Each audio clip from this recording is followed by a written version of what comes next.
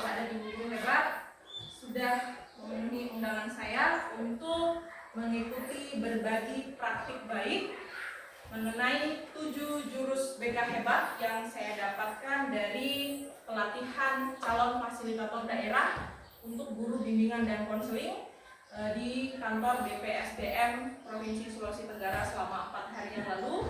Nah, jadi salah satu on the job learning yang harus saya lakukan adalah mengimplementasikan atau melakukan pengimbasan dan berbagi praktik baik kepada siswa dan Bapak Ibu guru sekalian.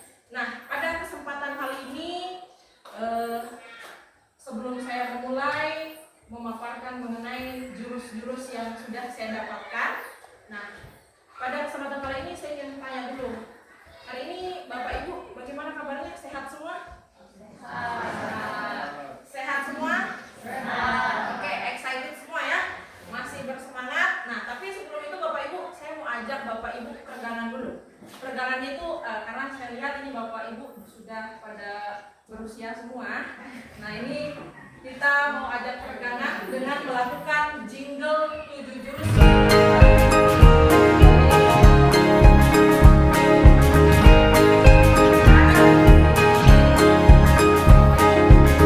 Murid mandiri dan kuat,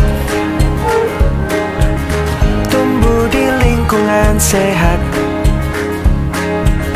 bersama guru yang hebat, penuh cinta dan bersahabat, mendidik dengan tulus, gunakan 7 jurus.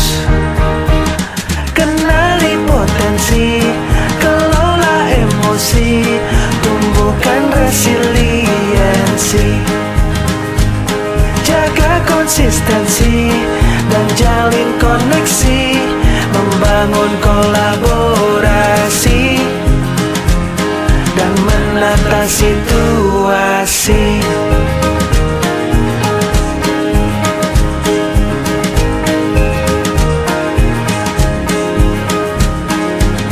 Sekolah aman dan nyaman, dan juga menggembirakan, tempat bertumbuh harapan. Bersama ayo kita wujudkan, mendidik dengan tulus, gunakan 7 jurus. Kenali potensi, kelola emosi, tumbuhkan resiliensi, jaga konsistensi dan jalin koneksi, membangun kolaborasi dan menata situasi. 7 jurus BK hebat, bersama murid melangkah tepat. 7 jurus BK hebat, 7 jurus yang akan ku ingat.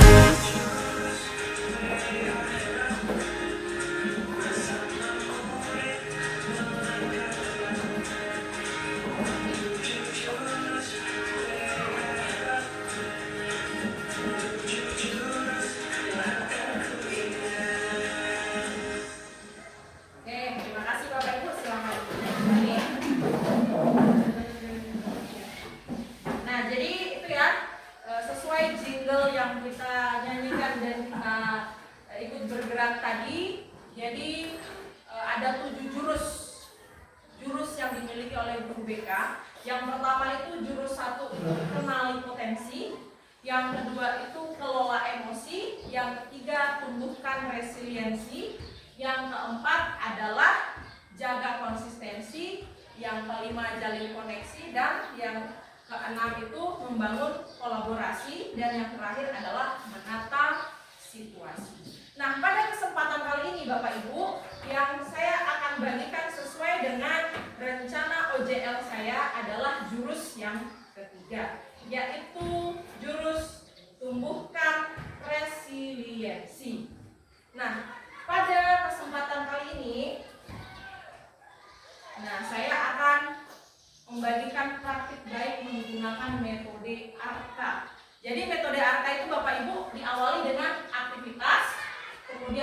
refleksi, lalu konsep dan aplikasi. Jadi kita akan memulai angka kita yang pertama, yaitu aktivitas. Nah, jadi Bapak Ibu di sini saya akan membagi dalam ke 3 kelompok. Jadi 3 kelompok untuk melakukan aktivitas kita yang pertama, yaitu simulasi membangun atau menumbuhkan resiliensi dalam diri. Oke, silakan Bapak Ibu membentuk kelompok menjadi 3 kelompok maksud saya. Oke, jadi kelompoknya sudah terbentuk. Ini kelompok 1, kelompok 2, dan kelompok 3. Jadi Bapak Ibu, sekarang kelompok sudah terbentuk. Jadi di sini kita akan membuat yang namanya menara dari kartu. Nah, saya akan membagikan di sini kartu sebagai alat peraganya. Nanti setelah saya membagikan, saya akan membacakan instruksi apa yang harus dilakukan oleh Bapak Ibu untuk di kegiatan ini. Oke, jadi semua atau masing-masing kelompok sudah pegang kartu ya? Nah, jadi mungkin ada yang mikir ini apa ya, kita mau disuruh ngapain? Nah, jadi Bapak Ibu, aktivitas kita sesuai dengan metode yang saya gunakan adalah metode angka. Kita akan melakukan aktivitas permainan membangun menara dengan kartu ya. Nah, seperti ini. Jadi Bapak Ibu, masing-masing kelompok buatlah menara setinggi-tingginya dari kartu yang sudah saya bagi. Nah, semakin tinggi itu semakin bagus, berarti semakin menjadi pemenangnya ya. Nah, tapi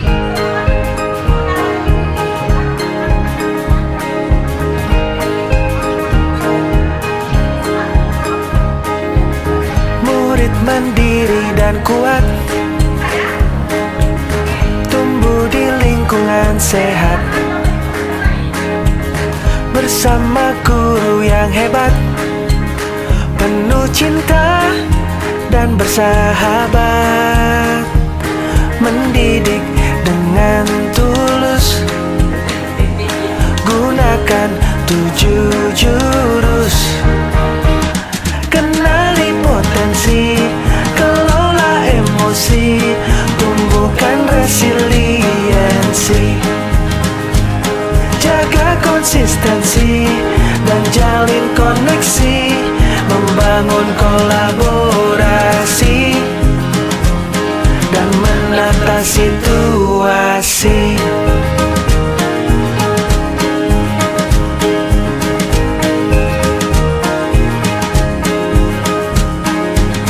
Sekolah aman dan nyaman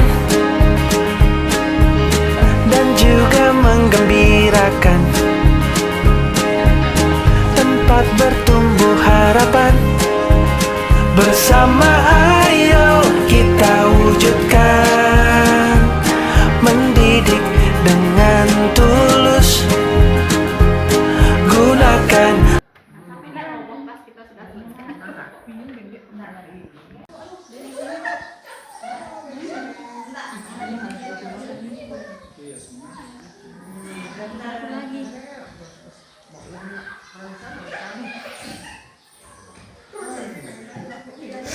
Oke, masing-masing kelompok semua tidak ada aktivitas. Oke, tidak ada pergerakan. Jangan digoyang-goyang. Jadi tidak ada pergerakan Bapak Ibu. Tidak ada gerakan.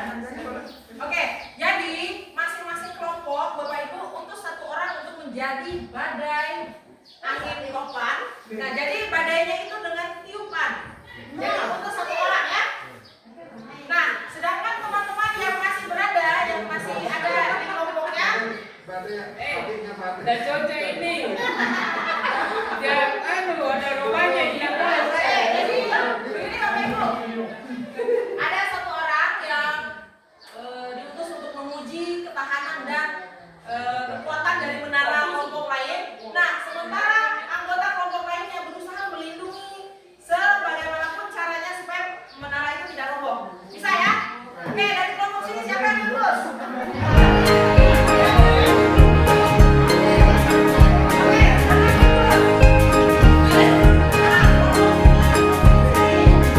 Murid mandiri dan kuat, tumbuh di lingkungan sehat, bersama guru yang yang hebat, penuh cinta dan bersahabat, mendidik dengan tulus. Gunakan 7 jurus, kenali potensi, kelola emosi, tumbuhkan resiliensi, jaga konsistensi dan jalin koneksi.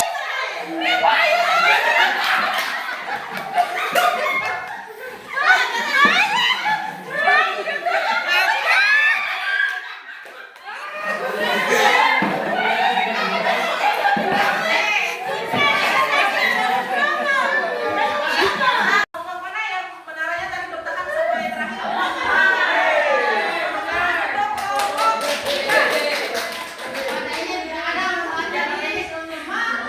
Ternyata tadi ada badai susulan ya. Badai susulannya sangat Badainya kecil dari situ. Nah, sekarang Ini yang besar karena naik dia dari atas. oke, sekarang Bapak Ibu boleh dipinggirkan dulu kartunya. Akan lanjut ke metode angka yang kedua, yaitu refleksi. Oke, jadi yang selanjutnya adalah angka yang kedua, yaitu refleksi Bapak Ibu ya. Jadi saya akan bagikan berupa refleksi di sini mengenai simulasi yang sudah kita buat tadi. Jadi masing-masing kelompok saya akan bagikan refleksi.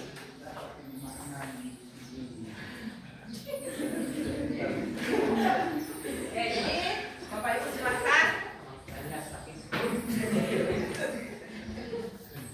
diisi refleksi dari simulasi yang sudah dibuat tadi.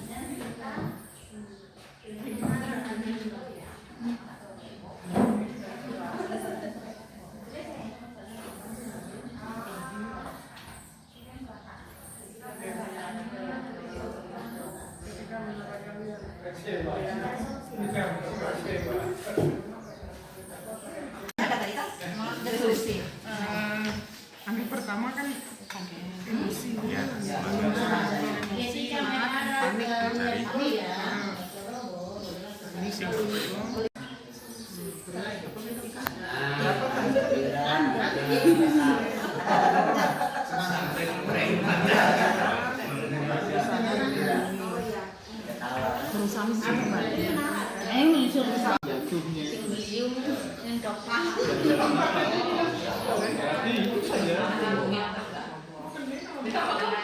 Kita harus kokoh.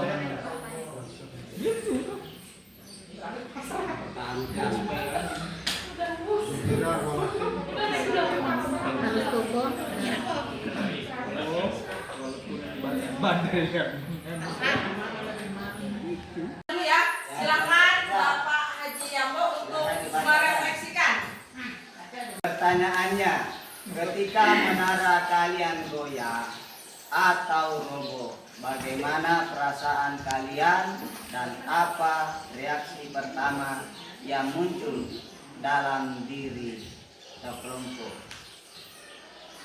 Rasanya gembira walaupun akhirnya roboh oleh badai tornado. Pertanyaan berikutnya, apa pelajaran paling berharga tentang daya penting atau refleksi yang kalian dapatkan saat terpuruk?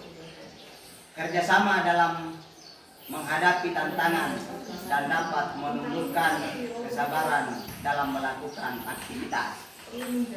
Berikutnya yang ketiga, di luar permainan ini, pengalaman di kehidupan nyata, apakah kalian pernah merasakan terpuruk dan bagaimana cara bangkit kembali? Pernah merasakan dan berusaha bangkit kembali untuk kegiatan berikutnya. Oke, tepuk tangan untuk Pak Haji. Dan selanjutnya kelompok di sini ya. Silakan di. Oke, terima kasih atas kesempatan yang diberikan kepada saya untuk memaparkan refleksi dari hasil kegiatan saya. Oke, ketika menara kami goyah atau roboh, perasaan Dan reaksi kami yang pertama muncul dalam diri adalah kecewa. Karena apa? Usaha yang kami bangun ternyata masih memiliki banyak kelemahan dan kekurangan, sehingga kami harus berusaha melakukan yang terbaik lagi.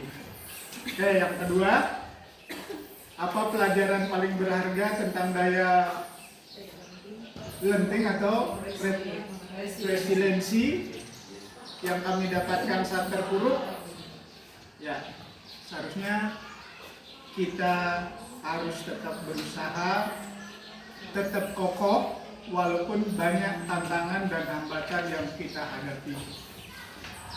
Dan yang ketiga, di luar permainan ini, pengalaman kehidupan nyata, apakah kami pernah rasakan? Tentu pernah. Ya, dimana kami yakin bahwa badai pasti berlalu selama kita masih tetap berusaha. Oke, terima kasih. Oke, tepuk tangan untuk Kakak. Terima kasih atas refleksi yang sangat luar biasa. Silakan kelompok selanjutnya. Baik, terima kasih. Kelompok 3 akan membacakan hasil refleksi. Yang pertama, ketika menara kalian goyah atau roboh, bagaimana perasaan kalian dan apa reaksi pertama yang muncul dalam diri atau kelompok? Yang pertama kita rasakan itu adalah panik, belum bisa mengontrol emosi. Dan yang kedua, berusaha melindungi agar tidak roboh. Dan yang ketiga, menerima keadaan sesuai dengan situasinya. Dan yang keempat, pasrah. Kemudian, refleksi yang kedua, apa pelajaran paling berharga tentang daya lenting atau resiliensi yang kalian dapatkan saat terpuruk? Yaitu dengan berusaha untuk membangun kembali puing-puing menara yang sudah roboh. Dan kemudian yang kedua, membuat menara yang lebih kuat. Kemudian yang ketiga, di luar permainan ini, pengalaman di kehidupan nyata, apakah kalian pernah merasakan terpuruk dan bagaimana cara bangkit kembali? Ya, kami rasakan pernah, dengan cara berusaha dan bekerja keras dan berserah diri kepada Tuhan Yang Maha Esa agar kita bisa bangkit kembali. Terima kasih. Oke, tepuk tangan untuk kita. Selanjutnya, Baik, kami dari kelompok 1. Soal nomor 1, ketika menara kalian goyah atau roboh, bagaimana perasaan kalian dan apa reaksi pertama yang muncul dalam diri atau kelompok? Perasaan kelompok kami ketika menara kami akan roboh itu sangat cemas dan berusaha membangun kembali fondasi yang sudah roboh dan memikirkan cara untuk membangun menara yang lebih kokoh lagi. Kemudian yang kedua, apa pelajaran paling berharga tentang daya lenting atau resiliensi yang kalian dapatkan saat terpuruk? Pelajaran yang paling berharga adalah membangun kembali kerjasama dari keterpurukan dan berusaha bangkit kembali dari keterpurukan atau kesulitan yang dialami.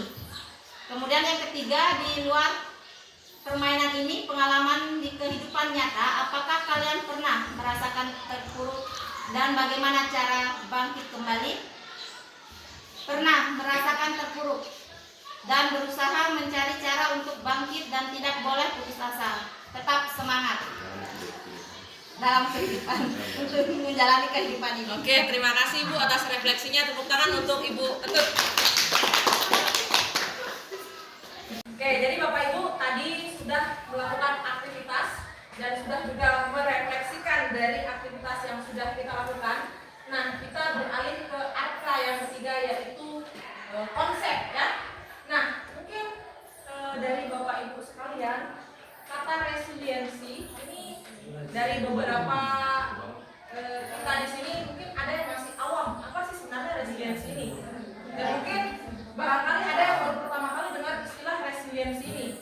Nah, jadi Bapak Ibu, nah resiliensi ini adalah salah satu istilah dalam psikologis yang menunjukkan kemampuan seseorang untuk bangkit kembali setelah mengalami kesulitan, kegagalan, stres, ataupun trauma yang dialami dalam hidup. Nah, ini adalah kemampuan untuk beradaptasi, bertahan, dan bahkan tumbuh lebih kuat dalam menghadapi tantangan. Jadi Bapak Ibu, ini mungkin Bapak Ibu bukan lagi mungkin, semua kita di sini pernah yang mengalami yang namanya kegagalan ya. Nah, lalu apa yang membuat kita bisa bertahan sampai sekarang ini? Yaitu dia resiliensi yang ada dalam diri kita. Nah, begitu juga yang terjadi pada anak didik kita atau siswa-siswi kita ya Bapak Ibu. Nah, kenapa dikatakan sangat penting ini resiliensi? Bahkan sekarang di media-media sosial, bahkan di TikTok, banyak kita lihat kasus-kasus bunuh diri.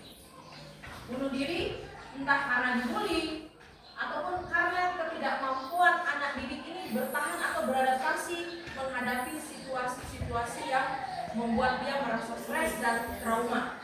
Nah, ketika anak didik mengalami pembulian, kalau kita sebagai seorang guru tidak mampu menumbuhkan daya tahan atau resiliensi itu, maka hal-hal seperti ini pasti akan terjadi. Bahkan yang terbaru, mungkin Bapak Ibu sudah nonton di TikTok ataupun di sosial media yang lain, salah satu itu bukan hanya siswa, mahasiswa juga seperti itu yang terjadi di Universitas Udayana ya, si Timothy Anugrah melakukan bunuh diri. Karena apa? Hal seperti itu karena kurangnya daya lenting atau resiliensi dalam diri masing-masing individu. Nah, tugas kita di sini Bapak Ibu sangat bertambah. Di kelas, semisal kita lihat ada anak yang murung, tidak mau berbagi cerita, jangan langsung kita judge, oh ini anak malas tidak mau ikut belajar. Barangkali kalau kita dekati, bisa jadi anak ini punya suatu permasalahan di rumah yang pada saat dia datang di sekolah itu dia sedang mengalami stres dan bahkan depresi. Kalau kita tidak bangkitkan daya lenting dalam dirinya Bapak Ibu, nah ini bisa jadi berujung fatal atau bahkan bunuh diri. Nah, ini yang kita harapkan dari resiliensi. Ibarat seperti bola karet. Walaupun dia dipantulkan, dijatuhkan berkali-kali, bola karet itu tetap akan memantul ya. Nah, seperti itulah yang diharapkan untuk anak didik kita. Bagaimana dia diterpa berkali-kali gagal, bukannya dia jatuh, tapi tetap bisa memantul kembali atau berdiri kembali. Bahkan bisa melewati dan lebih kuat daripada sebelumnya. Nah, sama seperti simulasi yang kita lakukan tadi Bapak Ibu. Mungkin pertama Bapak Ibu melakukan masih kartunya itu dalam bentuk yang normal-normal, mulus ya. Setelah mengalami kegagalan, jadi berpikir, ini kayaknya saya harus mengganti cara saya supaya menara ini lebih kokoh dan bisa berdiri tahan lama. Seperti itu ya Bapak Ibu? Ada tadi yang masih polosan kartunya? Saya rasa tidak ya, masih sudah dilipat-lipat, sudah menggunakan teknik yang dianggap paling kuat untuk membangun menara tersebut. Nah, sama seperti itu Bapak Ibu. Jadi resiliensi itu bagaimana kita menumbuhkan atau menjadi lebih kuat dari sebelumnya. Semisal ini ya, yang tadi saya katakan, ketika kita jatuh, bukan dia pecah seperti gelas, tapi bisa seperti bola karet yang memantul kembali. Kalau hancur seperti ini, apakah masih bisa dikatakan berguna atau bisa digunakan kembali? Tentu tidak ya. Nah, kalau bola seperti ini dia bisa memantul kembali, bisa saja langsung dipakai untuk bermain lagi.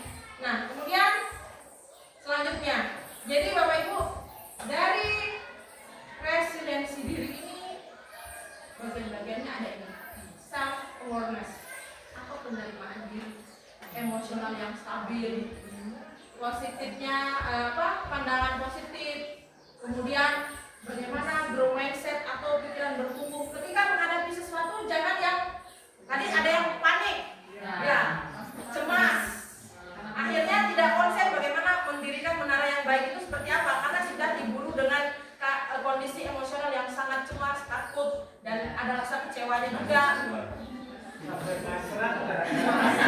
Bahkan ada yang mengatakan sampai pasrah. Kalau sudah pasrah itu berarti sudah apa ya? Sudah tidak ada harapan lagi.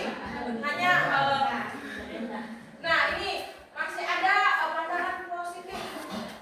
Bisa enggak Bapak Ibu, semisal ini analoginya mungkin agak sulit kita terima, tapi inilah yang saya diberikan oleh fasilitator nasional. Semisal mungkin Bapak Ibu, kita kehilangan uang 10 juta. Tentu ini sangat berat kan? Berat sekali, kita kumpulkan berbulan-bulan terus hilang begitu saja. Tapi kalau ini kita tidak pandang positif, bisa saja keterpurukan kita bertambah. Uang 10 juta yang hilang, kalau kita pikirkan kita menjadi stres dan berujung pada sakit. Sakit itu kalau kita terus terpuruk masuk ke rumah sakit, mana yang lebih banyak biayanya Bapak Ibu? Nah tapi kalau kita tetap berpandangan positif, oh untung cuma uang saja yang hilang. Kalau nyawa kan nyawa saya ini masih ada, berarti masih bisa berpikir positif ya. Tapi rasanya susah kalau bicara sih enak ini. Uang hilang tidak stres, bisa kita ganti dengan. Tapi inilah maksudnya di sini Bapak Ibu, yang bisa kita kendalikan adalah cara berpikir atau cara pandangan kita. Kalau kita menganggap segala sesuatu yang gagal-gagal itu sebagai sesuatu yang negatif, bisa saja keterpurukan kita itu bertambah. Kalau kita anggap sebagai sesuatu yang positif, berpikir dari sisi positifnya, oh untung cuma uang, bukan nyawa. Masih ada positifnya kan? Seperti slogannya orang Jawa, apapun itu masih ada kata untung ya. Misal kalau kecelakaan untung cuma patah. Nah, masih ada kata untung, berarti masih ada resiliensi dalam diri. Ya, seperti itu. Nah, kemudian kita lanjut. Nah, ini kita akan membahas tentang pola pikir bertumbuh atau istilahnya grow mindset. Nah, grow mindset dengan fixed mindset. Nah, Bapak Ibu, kira-kira kalau dari kalimat-kalimat ini yang mana sih yang sering Bapak Ibu lakukan atau rasakan? Misalnya ketika pada dalam hal kesuksesan, saya bisa sukses jika punya bakat. Betul nggak kira-kira ini Bapak Ibu? Menurutnya Bapak Ibu? Kurang pas. Kemudian saya bisa sukses dengan berusaha. Nah, jadi inilah perbedaannya fixed mindset dan grow mindset. Fixed mindset ini dia berpikirnya tetap, berarti itu saja. Misal orang yang sukses hanya orang-orang yang punya bakat. Tapi kalau orang yang grow mindset atau pola pikirnya bertumbuh, mengatakan orang yang sukses tidak hanya orang yang punya bakat, tapi orang yang mau berusaha. Begitu juga dengan kegagalan. Nah, tadi ada yang mengatakan pasrah dan menyerah. Berarti itu pikiran-pikiran fixed mindset ya. Seharusnya, oh saya coba lagi. Itu adalah pikiran grow mindset. Nah, ini kenapa dia masuk dalam resiliensi Bapak Ibu?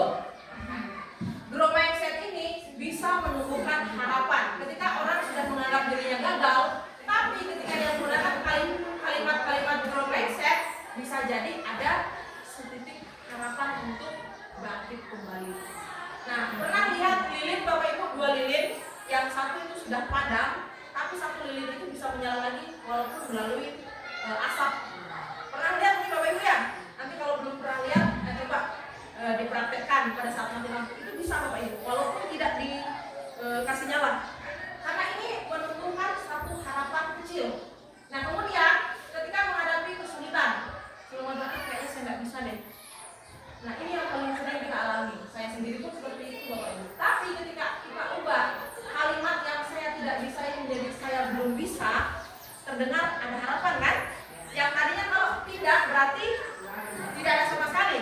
Kalau belum berarti masih ada harapan ya, masih ada harapan akan menjadi bisa. Kemudian ketika menghadapi masalah, kenapa masalah yang terjadi pada saya? Nah, mungkin ketika Bapak Ibu mengalami suatu keterpurukan di kehidupan sehari-hari, pernah tidak Bapak Ibu mengeluhkan itu? Kok saya sih yang diuji?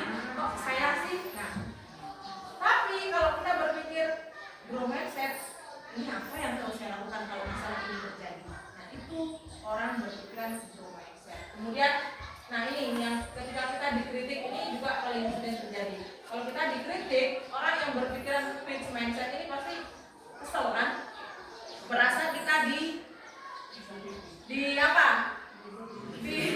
disudutkan dan dijatuhkan, merasa direndahkan kalau kita dikritik. Kalau itu orang berpikiran fixed mindset. Tapi kalau orang berpikiran grow mindset, nah ini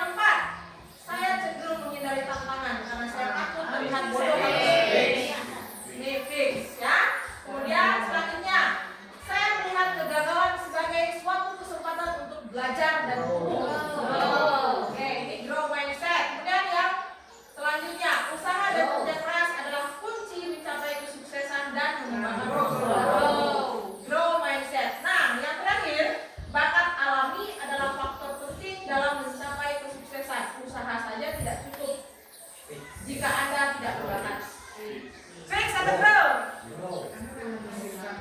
Bakat alami adalah faktor terpenting dalam mencapai kesuksesan. Usaha saja tidak cukup jika Anda tidak berbakat. Fix atau grow?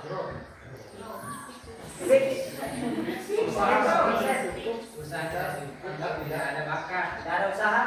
Apa ini? Fix atau grow? Fix, grow. Ya. Oke, kita lihat ya. Fix atau grow yang kita lihat. Grow. Berarti benar. Oke, jadi ini ya. Kita redefinisi kata gagal. Kalau kata gagal itu berarti kalau kita definisikan sebagai suatu ketidakberhasilan ya. Nah, kita ganti kata gagal ini.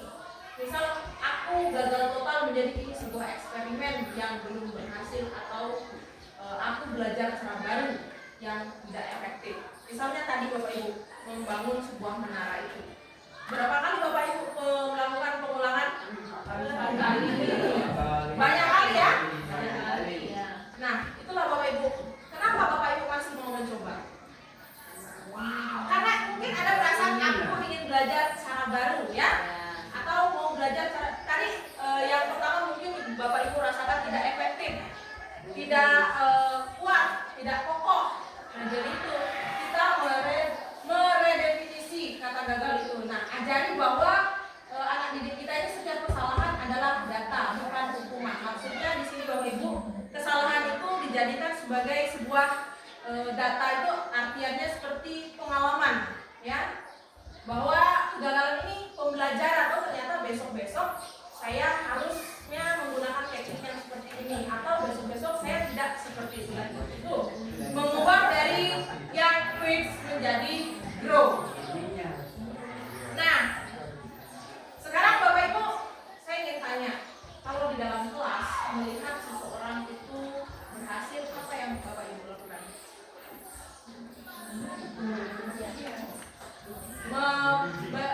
Memberikan pujian? Ya, seperti itu ya. Tapi kalau Bapak Ibu, pujian ini menghancurkan resiliensi. Yang tepat adalah kita berikan dukungan.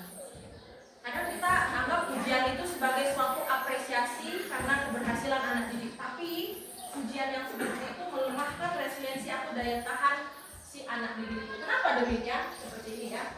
Nah, kita ini niatnya mengapresiasi, bisa jadi malah melemahkan bukan menguatkan. Nah, ini menurut riset yang dilakukan oleh Dr. Harold Beck, Profesor Stanford University, pujian itu ternyata berakan negatif pada murid Bapak Ibu.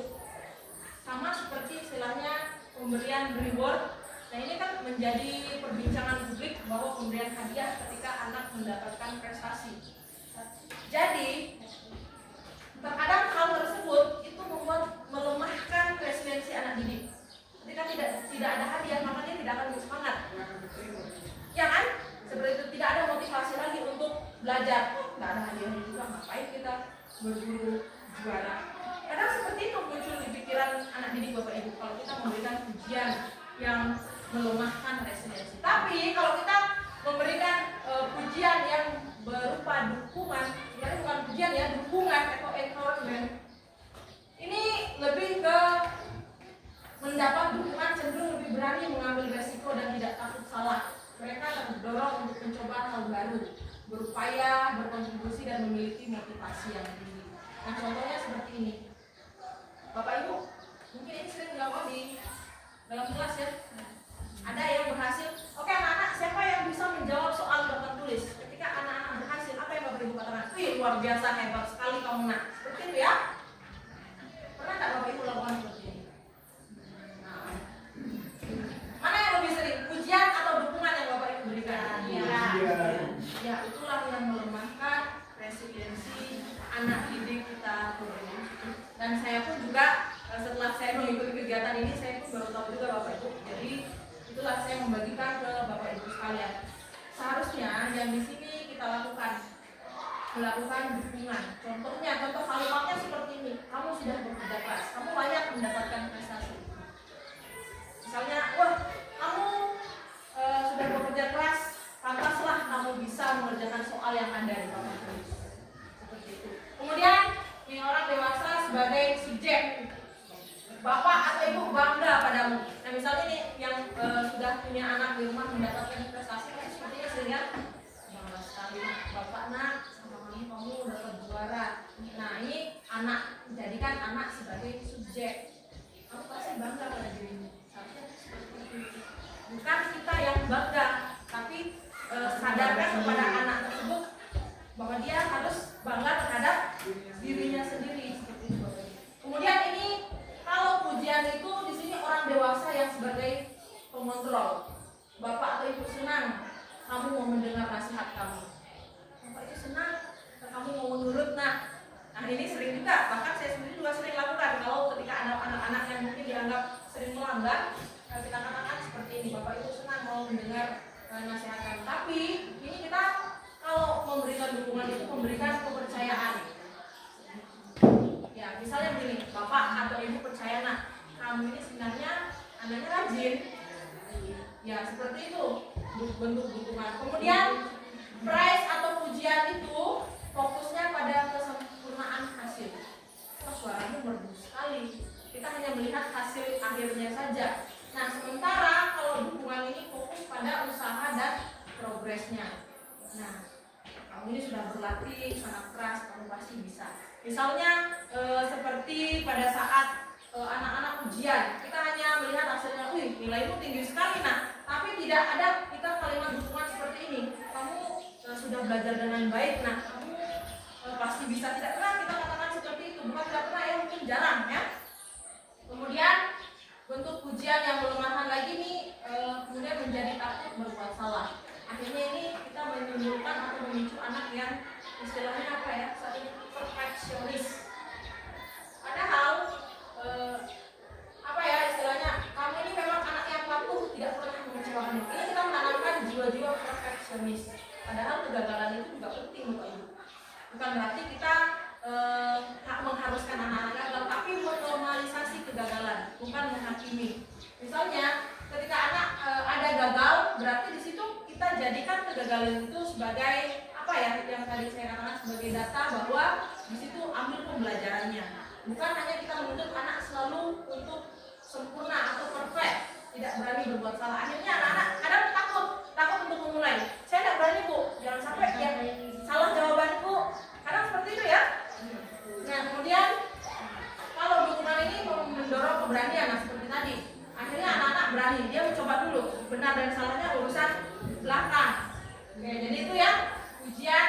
Nah kemudian kita membangun ordinary magic. Seperti yang saya katakan tadi, menumbuhkan resiliensi itu menumbuhkan harapan kecil yang ada. Walaupun istilahnya dalam istilah medis 1% ada kemungkinan hidup, tapi kalau kita bisa membangkitkan resiliensi, maka yang 1% itu bisa menjadi 100% ya, bahkan bisa menjadi lebih kuat dari itu lagi.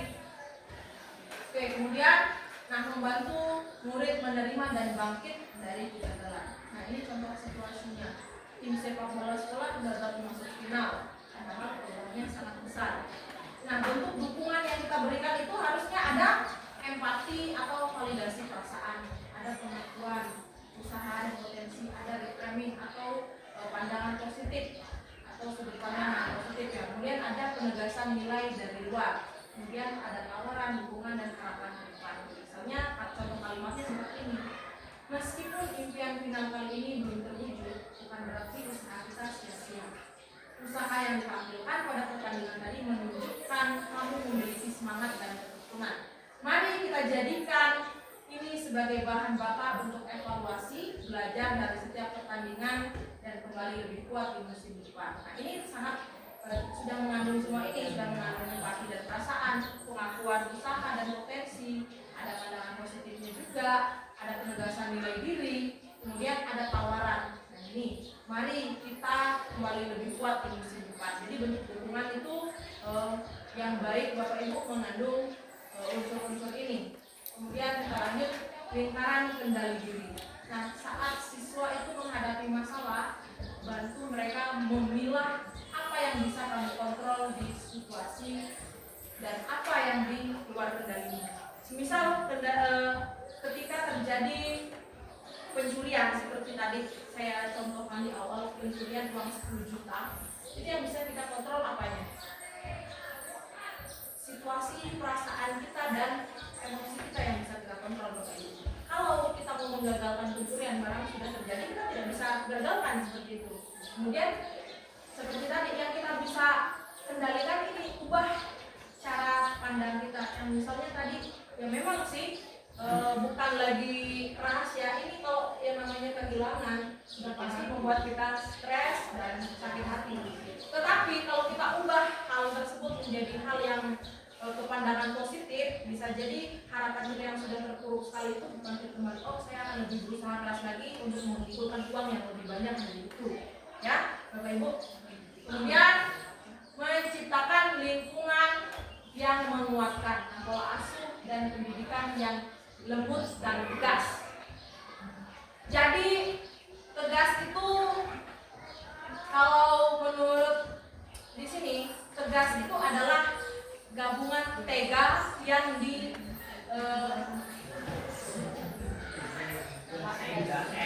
ya ini ya, kata tega yang dibungkus dengan S, sadar, sayang, sopan. Tegas, kalau kita penggal itu di sini ya, tega dan diselimuti dengan kata S. S-nya apa? Ada sadar, sayang. Nah, contohnya seperti ini Bapak Ibu. Ibu guru tega. Kan kalau kita lihat tega kan, ada inilah bentuk tega yang diselimuti dengan S. S itu apa tadi? Sadar, sayang, sopan.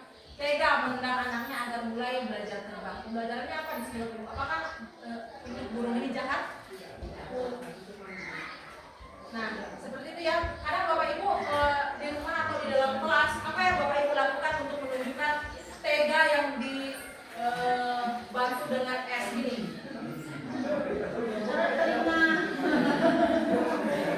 Misal ketika ada anak yang tidak tahu apa yang Bapak Ibu lakukan, kan ini contohnya si anak burung ini belum bisa terbang nih. Apa yang Bapak Ibu lakukan?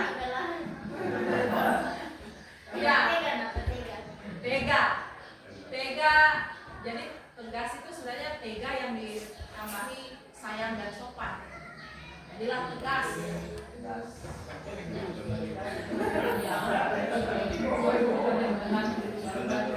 Oke, jadi Bapak Ibu seperti tadi, beri apresiasi. Nah, siswa yang berjuang butuh dorongan. Rayakan setiap kemajuan sekecil apapun itu.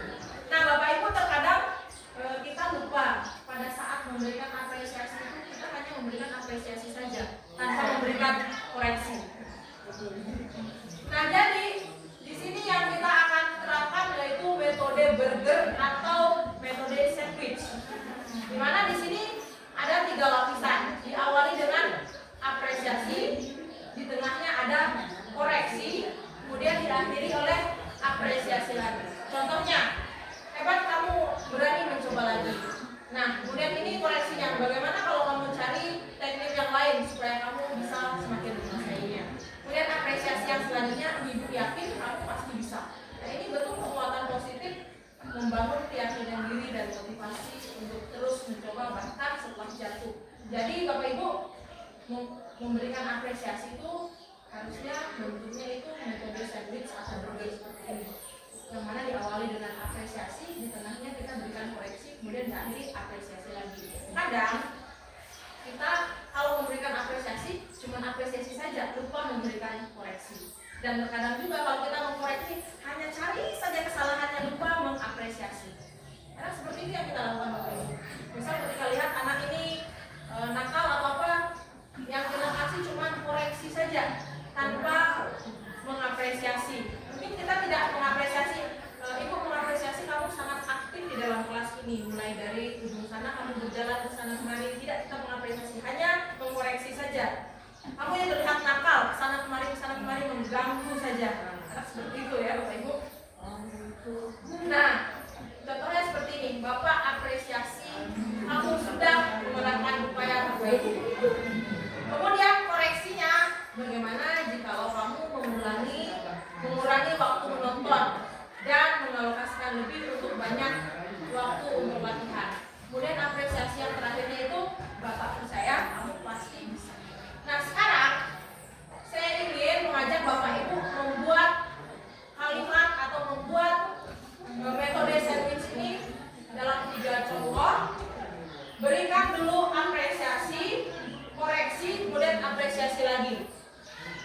Ini sesuaikan dengan persoalan atau masalah apa yang baru Bapak Ibu alami di dalam kelas. Oke, bisa ya Bapak Ibu? Jadi berikan apresiasi.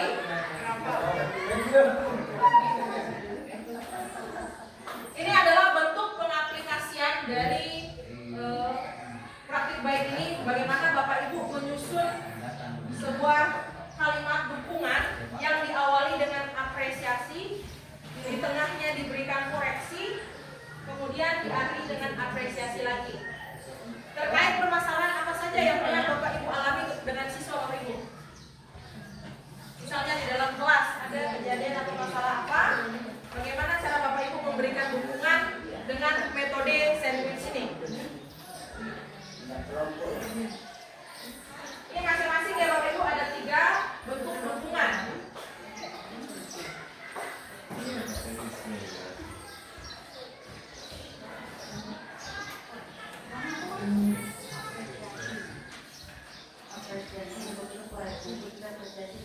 Ya, seperti ini. Diawali dengan apresiasi, di tengahnya koreksi, dan diakhiri apresiasi lagi. Ini adalah bentuk dukungan atau feedback dengan teknik burger atau sandwich, biasa diperkenalkan seperti itu. Misalnya permasalahan apa saja Bapak Ibu di kelas, misal ada anak-anak yang tidak memperhatikan pembelajaran atau anak-anak yang mengalami kegagalan dalam hal apapun. Bagaimana Bapak Ibu memberikan dukungan? Dukungannya itu dalam bentuk seperti ini dengan teknik burger ini. Diawali dengan apresiasi terlebih dahulu, di tengahnya diisi koreksi, kemudian diakhiri apresiasi lagi. Nah contohnya seperti tadi nih.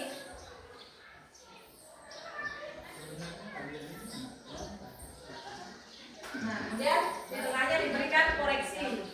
Hanya saja mungkin sedikit malas.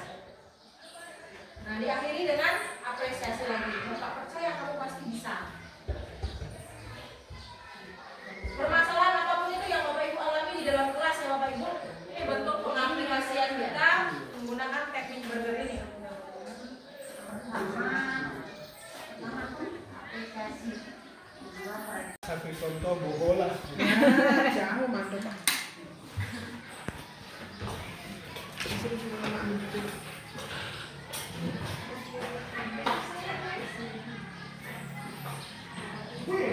Ibu yakin bahwa ini anak yang baik? Sebenarnya Bobo tidak nakal. Hanya saja Hanya saja. keaktifan dulu ini karena mengganggu teman-temannya. Ya.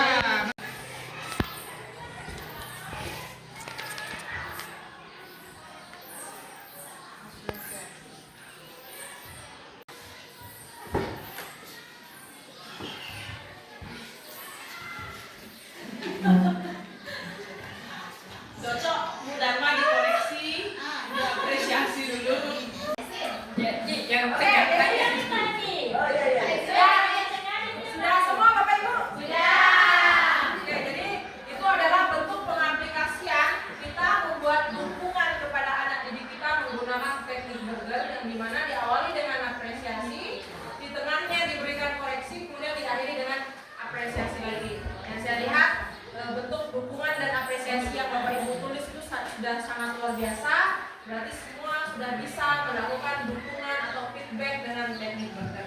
Oke, baik Bapak Ibu, dengan selesainya pengaplikasian ini maka berakhir juga praktik baik yang saya lakukan pada siang hari ini. Nah, pada kesempatan kali ini inilah salah satu jurus yang saya bisa bagikan kepada Bapak Ibu sebagai bentuk OJL atau on the job learning yang saya lakukan di satuan pendidikan masing-masing setelah mengikuti pelatihan calon fasilitator daerah khususnya untuk guru bimbingan dan konseling. Oke Bapak Ibu,